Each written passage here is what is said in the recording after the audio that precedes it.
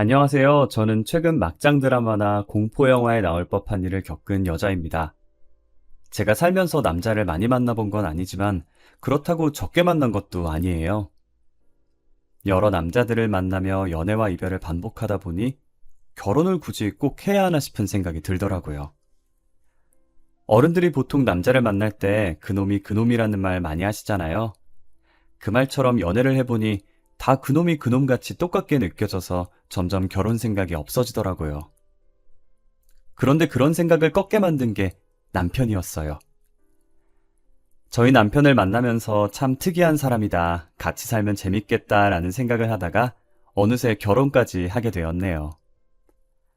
남편은 제게 고백했던 것도 보통의 고백과는 많이 달랐어요. 소연 씨, 저 오늘 아니면 이 말 영원히 못할 것 같아서요. 무슨 말인데요? 도대체 무슨 말이길래 표정이 심각해요?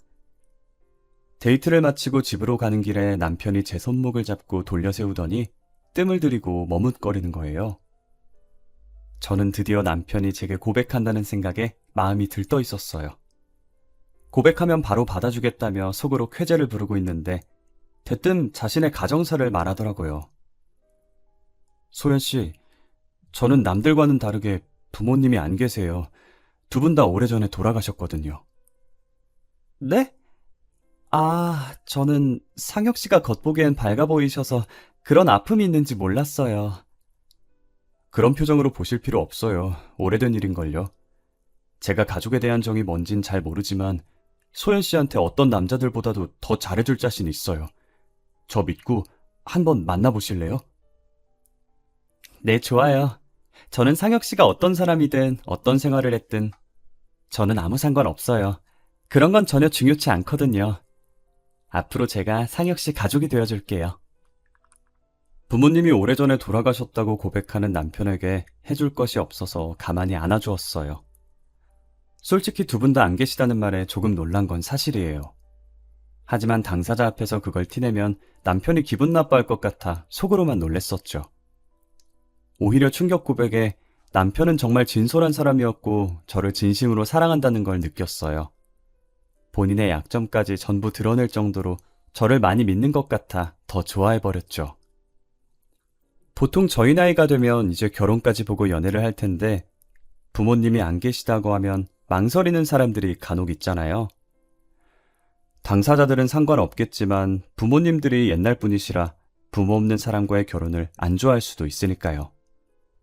저희 부모님은 옛날 분이신 것 치고는 나름 신세대 마인드이신 편이지만 아직까지도 고지식하신 면이 없지 않아 있으세요.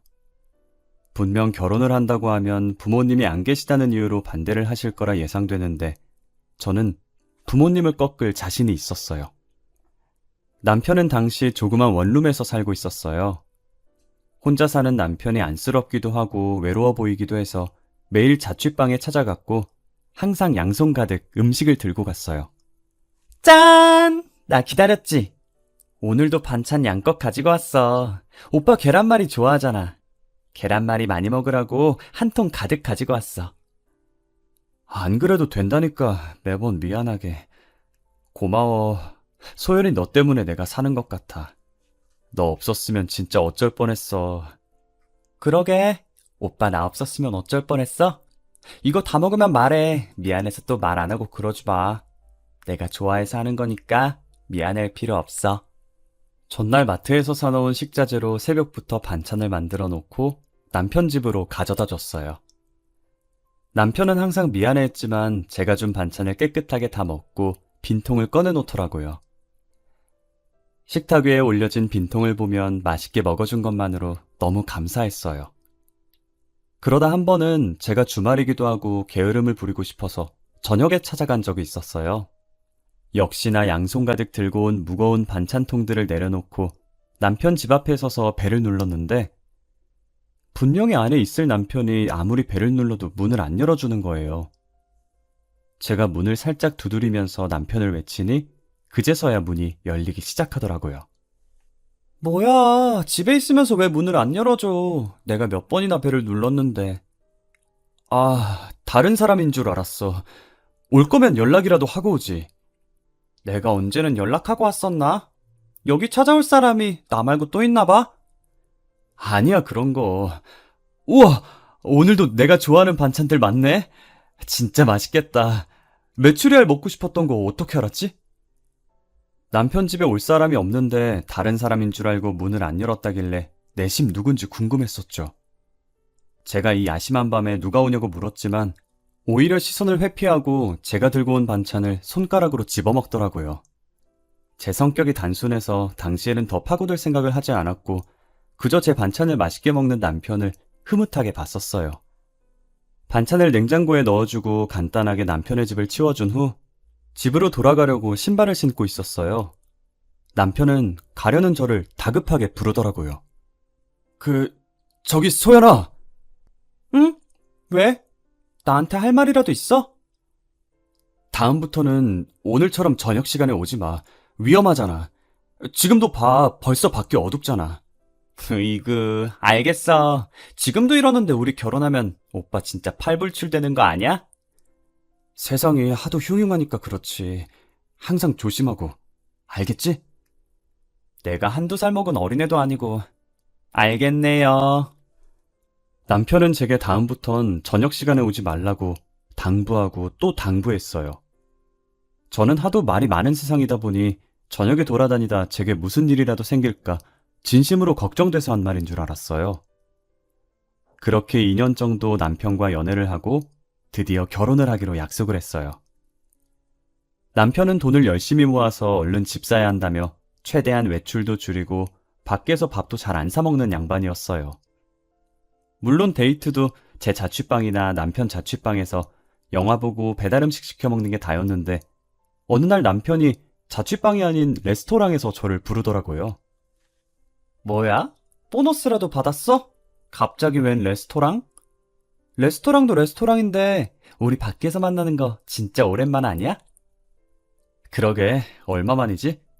마지막으로 밖에서 데이트한 게 언제인지도 기억도 안 날 정도네. 뭐야, 오빠. 레스토랑이라고 꾸미고 나온 거야? 머리도 올렸네? 그러는 너는? 매일 추리닝 입다가 오늘 원피스 입고 나와놓고 어디서 사돈 낱말하고 있어. 나 향수도 1년 반 만에 뿌려보잖아. 그래도 레스토랑인데 패션에 힘 좀 써야지. 안 그래? 그래서 뭔데? 왜 레스토랑에서 보자고 한 거야? 진급했어? 저는 간만에 밖에서 데이트하는 거라 많이 들떴었어요. 그리고는 화장을 수정하려고 가방에서 립스틱을 꺼내 바르고 있었어요. 남편은 제가 들고 있던 거울 밑으로 조그만 상자를 내밀더라고요. 저는 사이즈만 봐도 반지 케이스인 걸 눈치를 챘고 너무 놀라서 순간적으로 립스틱을 떨어뜨리고 소리를 질러버렸어요. 제 목소리에 사람들이 저희를 쳐다봤고 저는 입을 막은 채 쳐다보는 사람들에게 죄송하다고 고개를 숙였어요. 이거 뭐야? 반지 아니야? 맞아, 열어봐. 너가 좋아할 것 같아서 사봤어. 너무 이쁘다. 나 반지 선물 처음 받아봐. 이거 커플링이야? 결혼 반지 겸 커플링? 소연아, 우리 결혼하자. 내가 정말 잘할게. 잘할 자신 있어. 결혼하면 지금처럼 친구같이 재밌게 살자. 든든하게 잘 먹여서 데리고 가려고 비싼 레스토랑에서 보자고 했구만. 그래, 결혼하자. 죽이 되든 밥이 되든 한번 같이 살아보자. 저는 남편의 프로포즈를 받아들였고 쇳불도 단김에 뺀다고 며칠 뒤 저희는 바로 저희 부모님을 만나러 갔어요. 앞서 말한 것처럼 저희 부모님께서 고지식한 면이 조금 있어서 걱정을 했었어요.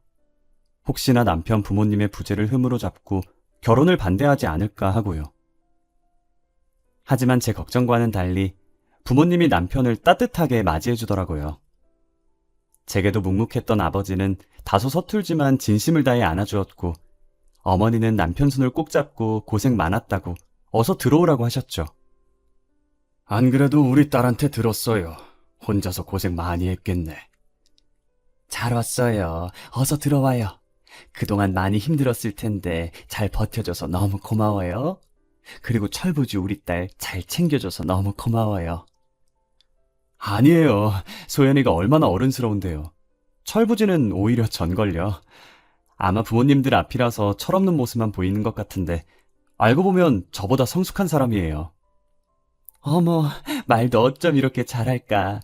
앞으로 우리를 부모님이다 생각하고 편하게 지내요. 우리도 아들 하나 생겼다 생각하고 우리 딸보다 더 잘 챙겨줄 테니까. 엄마, 나 막 서운하려고 그래. 사위사랑은 작물하더니 벌써부터 오빠 챙기는 거야? 딸이 듣는 앞에서 딸보다 더 잘 챙겨준다고 하고. 나 진짜 서운해. 딸, 아빠가 있잖아. 아빠는 항상 너가 1순위다. 알지? 저희는 화기애애한 분위기로 별다른 문제 없이 결혼 허락을 받았고, 남편의 부모님께서 안 계시니 상견례 없이 일사천리로 결혼을 진행했어요. 남편이 그동안 집 산다고 돈을 열심히 모으긴 했지만 턱없이 부족해서 신혼집은 대출과 부모님 도움을 조금 받아서 제가 장만했고, 남편은 혼수가전을 해오기로 했습니다. 신혼여행 가 있는 동안에 혼수가전들이 하나둘씩 도착했어요. 휑했던 집이 신혼여행 후 돌아와 보니 제법 사람 사는 집같이 꾸며져 있더라고요.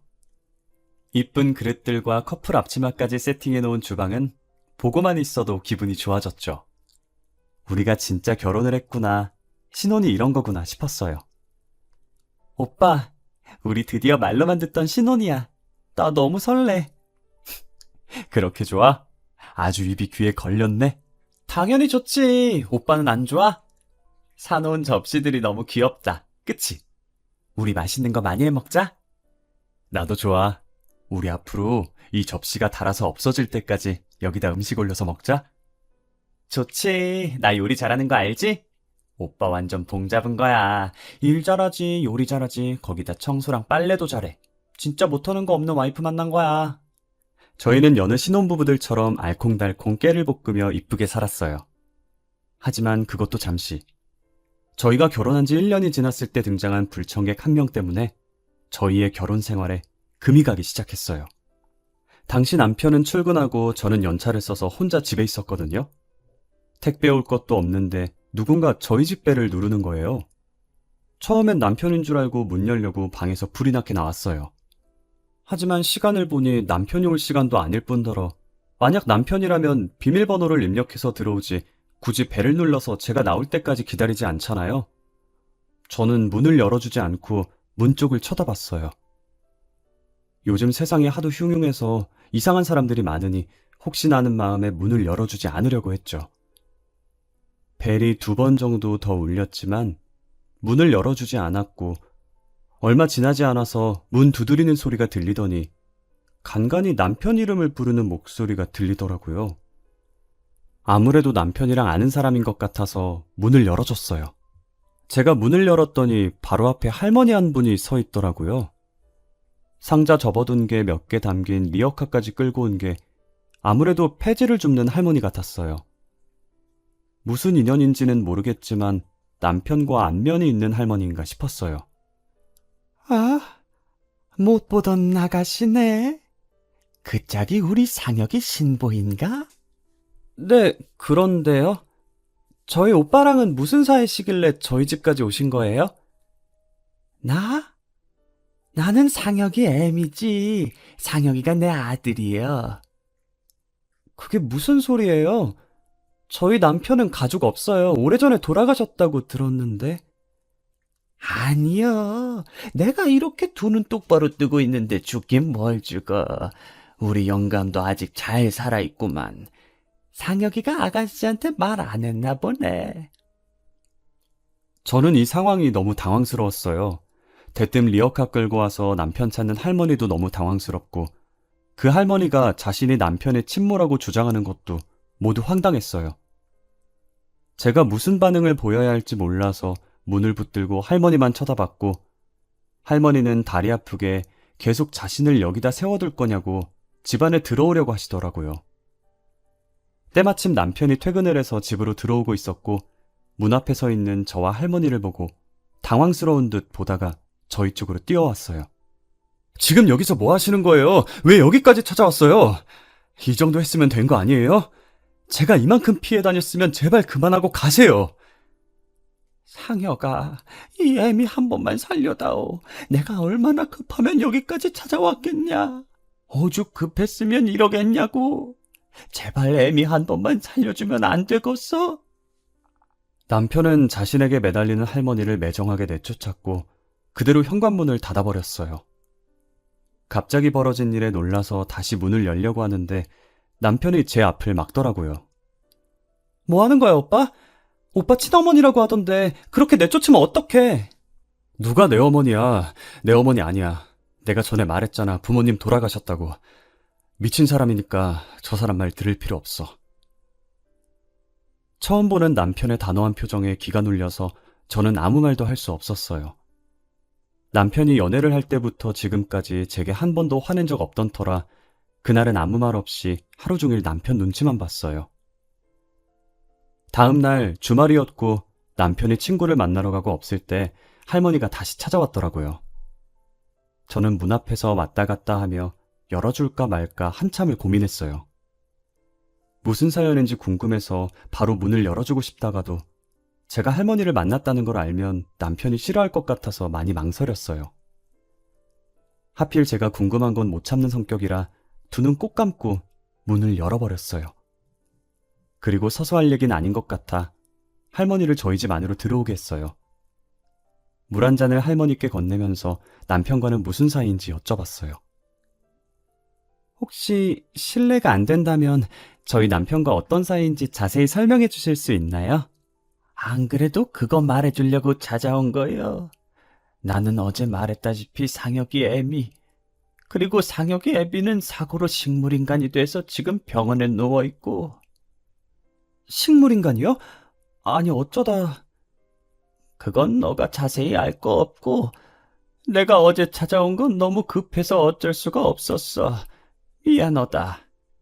급하게 돈이 필요한데 내가 부탁할 곳이 아들밖에 더 있겠냐. 무슨 돈이 필요하시길래...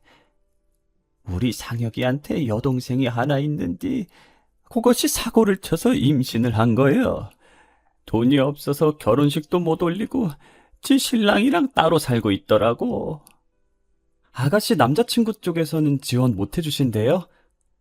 우리 집 가난한 집안이라고 결혼 허락도 안 해주는데 지원을 해주겠어? 그쪽 집안에서 나보고 3천만 원 혼수해올 자신 있으면 결혼 허락해준다더라. 네? 3천만 원이요? 그랴 3천만 원. 내가 당장 3천만 원이 어디 껐어. 그래서 염치 없는 거 알지만 울며 겨자 먹는 심정으로 여기까지 오게 된 거요. 혹시 3천만 원 있으면 어떻게 안 될까? 제가 3천만 원이 어디 있어요. 그리고 이건 제가 혼자 결정할 문제가 아닌 것 같아요. 제가 남편한테 말해볼 테니까 일단은 댁으로 돌아가 계세요. 아유, 고마워. 꼭 우리 아들한테 말 좀 잘 부탁함세. 저는 초면에 3천만 원 드리기도 못하고 3천만 원이 결코 적은 액수는 아니니 혼자서 결정할 문제가 아닌 것 같아서 일단 시어머니라고 주장하는 할머니를 돌려보냈어요. 남편은 할머니가 다시 찾아왔었다는 제 문자에 친구랑 놀다가 불이 나게 집으로 달려왔더라고요. 얼마나 뛰었던지 숨 넘어갈 듯이 헐떡거리면서 들어왔어요. 남편 이마에 맺힌 땀을 닦아주면서 할머니에게 들은 얘기를 남편에게 해줬어요. 아무 말 없이 고개만 끄덕이며 제 말을 듣다가 한숨을 내쉬더라고요. 사실 그 사람 친어머니 맞아. 내가 어릴 때 가난했었거든. 지금도 가난하고.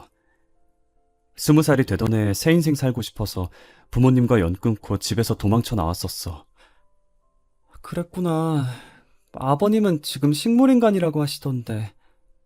나도 어머니한테 들은 건데 아버지가 사고 나서 식물인간이 되셨더라고. 내가 집 나온 뒤로 어머니가 찾아와서 말씀하신 거라 무슨 사고가 났는지는 잘 몰라. 그러면 오빠가 없을 때 사고 나신 거네. 어떡해. 내가 결혼 전에 너한테 저녁 시간에는 찾아오지 말라고 했었던 거 기억나? 기억나지. 나 그 뒤로 저녁 시간엔 안 갔었잖아. 항상 그 시간이면 어머니가 찾아와서 나한테 돈 달라고 그랬었거든.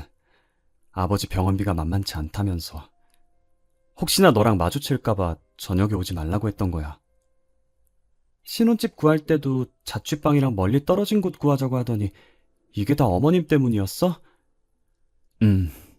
미리 말 못해서 미안해. 말없이 이사 가면 못 찾을 줄 알았는데 이렇게 찾아올 줄은 몰랐어. 내가 어느 회사 다니는지 아니까 퇴근 시간에 와서 나를 미행하신 것 같아. 시어머니는 결혼 전에 남편한테 돈 달라고 계속 찾아왔었다고 하더라고요. 남편도 처음에는 낳아주고 키워준 정이 있어서 돈 달라고 할 때마다 줬었대요. 돈 주는 버릇을 하다 보니 시어머니는 습관처럼 남편을 찾아왔고, 남편은 그런 시어머니에게 진절머리가 나서 도망치려고 했고요. 결혼 후 1년 동안 안 찾아온 건 신혼집을 멀리 가는 바람에 남편을 찾지 못했던 거예요. 남편이 회사랑 거리가 먼 곳인데도 불구하고 이 집을 계속 고집한 이유가 뭔가 했는데, 자신의 자취방이랑 멀고 시어머니가 찾아오지 않을 것 같아서 그랬던 것이었어요. 미안해.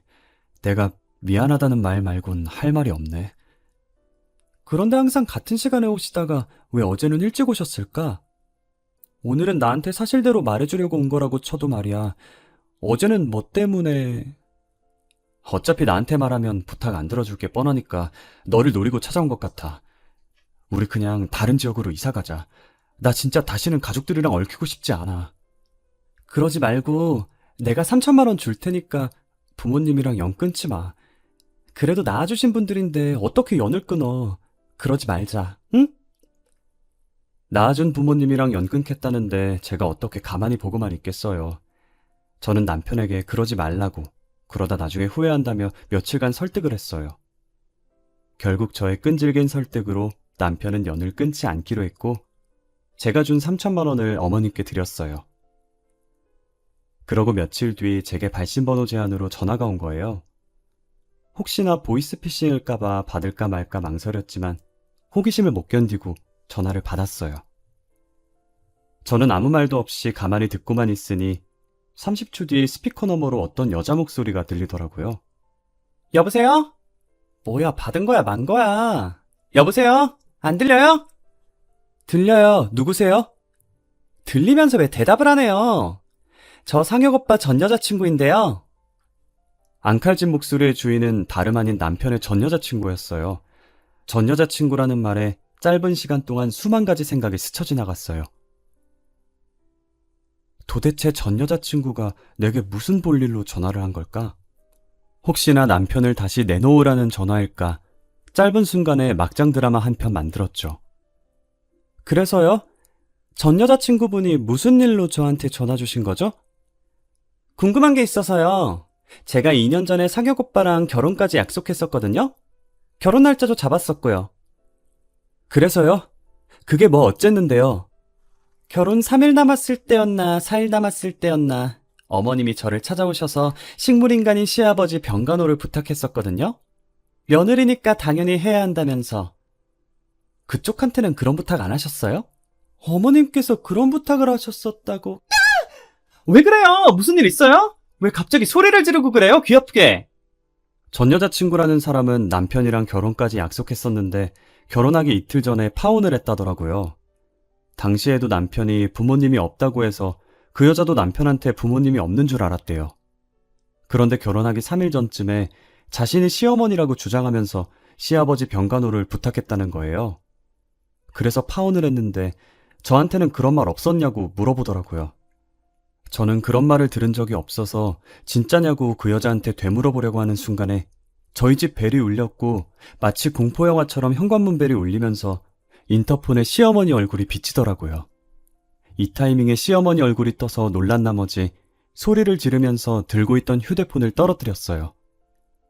소리 지른 게 바깥까지 다 들렸는지 제가 있다는 걸 알고 시어머니는 문을 미친 듯이 두드렸어요. 벨을 눌렀다가 문을 두드렸다가 진짜 공포영화 한 장면인 것처럼 난리도 아니었어요. 제가 문을 열어주지 않자 스스로 열어보려고 손잡이를 잡고 계속 돌리는데 덜컹거리는 소리가 너무 선명하게 들려서 공포감이 들었어요. 저는 떨리는 손으로 문을 열었고 시어머니는 웃으면서 집 안으로 들어오더라고요. 그러더니 자연스럽게 거실에 있는 소파에 앉으시더니 제게 종이를 내미는 거예요. 내가 괜히 너한테 부탁할 게 있어서 왔구만.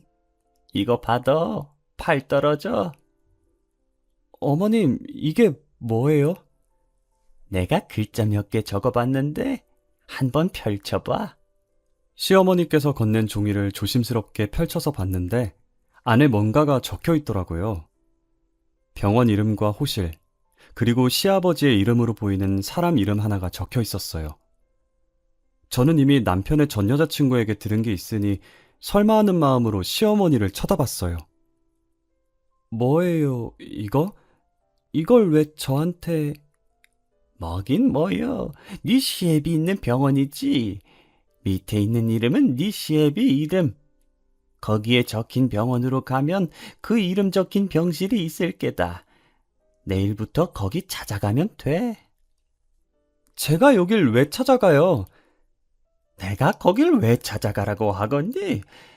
눈치가 이렇게 없어서요, 원.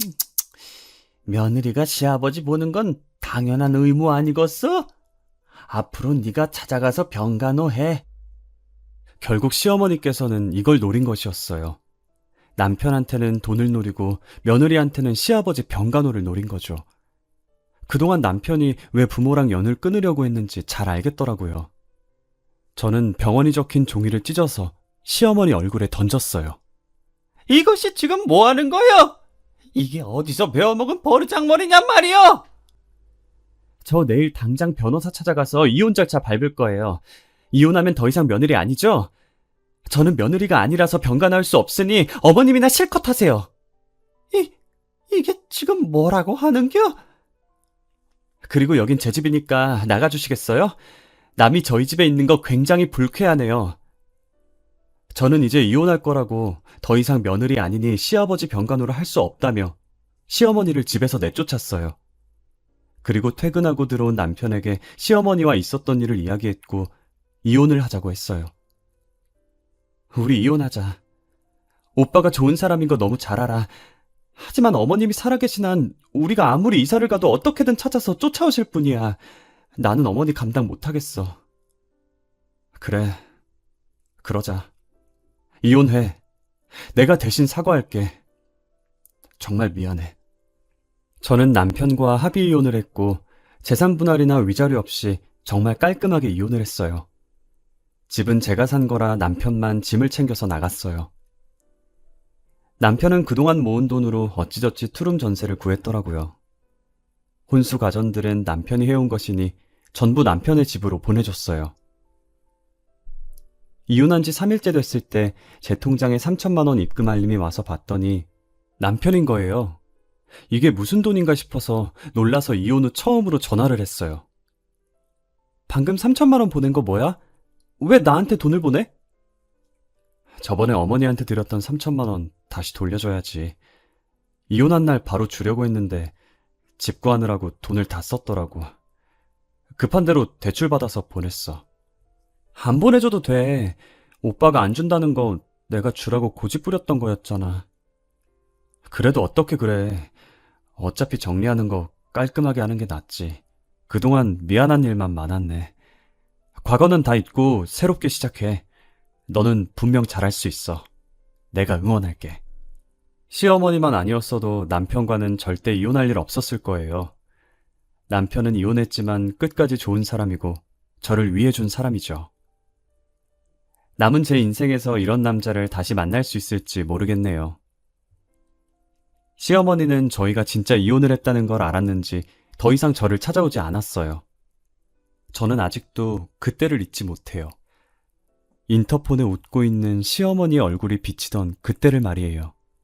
이혼의 이유가 남편을 잘못 만나서 헤어진 건 아니지만 잘못된 시어머니를 만날까봐 무서워서 아직 재혼은 꿈에도 못 꾸고 있네요. 남편이 숨기지 않고 솔직히 말했다면 제가 결혼을 했었을까요? 여러분들도 결혼하기 전에 상대방에게 숨겨진 가족이 있는 게 아닌지 꼭 확인하고 결혼하시길 바랄게요. 저처럼 뒤늦게 침몰하며 찾아와서 시부모 봉양하라고 명령하는 사람은 안 만나길 기도할게요. 제 사연 읽어주셔서 감사합니다.